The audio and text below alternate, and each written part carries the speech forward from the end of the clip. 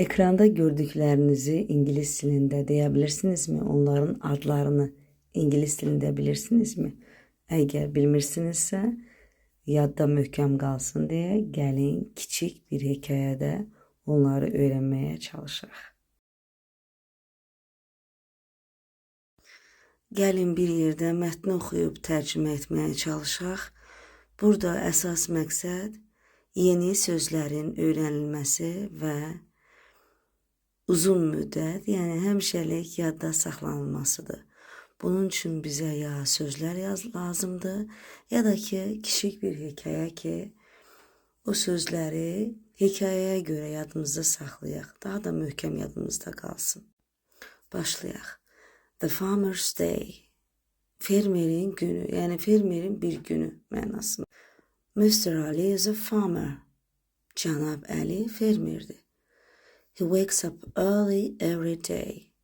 O her gün erkenden uyanır. First, he takes a bucket and goes to get water. Birinci o bucket, vedrəni götürür və su götürməyə gedir. Then he feeds his poultry and cattle. Burada iki çoxluq bildirən isim var, yəni həmişə cəmdə olan. Bu sözlər poultry and cattle. İki sözdür. Poultry və cattle sözləridir. Poultry quşçuluq, cattle malqara. Quşçuluq deyəndə toyuq, qaz, hündüşka, hördək, cücə bunlar hamısı bir yerdə nəzərdə tutulduğuna görə o toplu isim sayılır və özündən sonra gələn feilin cəmdə olmasını tələb edir. Eyni qayda cattle sözünə də aiddir. Cattle malqara, malqara deyəndə inək, qoyun, quzu, keçi və s. heyvanlar nəzərdə tutulur və ondan sonra gələn feilin cəmdə olmasını, çoxluq bildirdiyi üçün cəmdə olmasını tələb edir. He uses some farm tools to fix a broken cage. Tool, alət. O, bəzi firma alətlərindən istifadə edir ki, sındırılmış və ya qırıq darvazanı düzəltsin, təmir etsin. Fix a broken gate.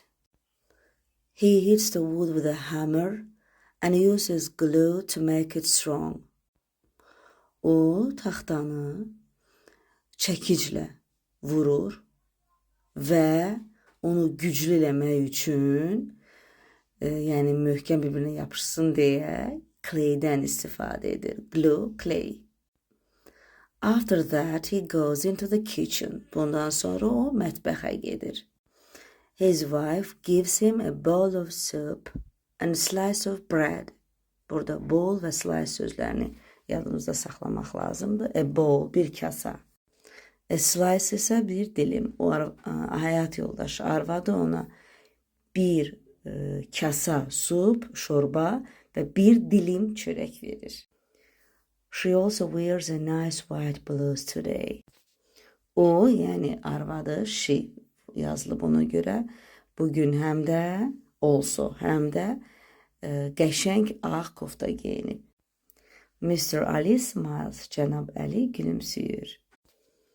Later he walks up the stairs to get his spectacles. Burada stairs, pilləkən, nərdivan, spectacles, eynək mənasını daşıyır. Yəni cümlənin tərcüməsi belə olacaq. Daha sonra o pilləkənlərə doğru qalxır. Nə üçün qalxır? To get his spectacles. Eynəyini daha doğrusu götürmək üçün pilləkənə qalxır. Pilləkənlə qalxır da deyə bilərsiniz.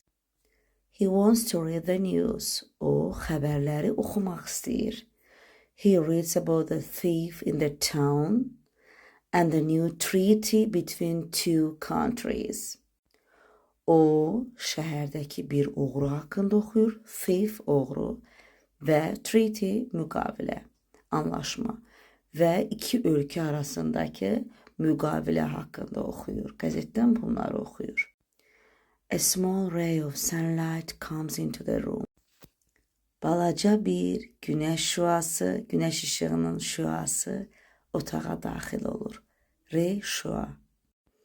In the afternoon he checked the wheat in the field. Günorta o tarladakı və yaxud da ki çöldəki buğdanı yoxlayır. Wheat, buğda. He must measure how tall it is. O yəni ölçməlidir, onun uzunluğunu ölçməlidir. Nəyin? Buğdanın. He is happy because the plants look good. O xoşbəxtdir çünki bitkilər yaxşı görünürlər. Yəni məhsul yaxşı görünür. At night he sits and talks to his wife. Gecələr o oturur və arvadı ilə danışır. At night və ya gecə olunca gecə vaxtı formada tərcümə edə bilərsiniz.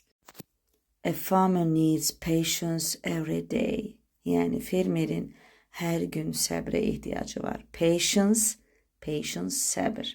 Ümumiyyətlə nəinki fermerin, hamımızın bu sözə ehtiyacımız var. Patience, səbrə ehtiyacımız var. Then he cleans the table with a sponge and goes to sleep. Burada məhz öyrənilməli söz sponge olduğu üçün sponge yazılıbdır.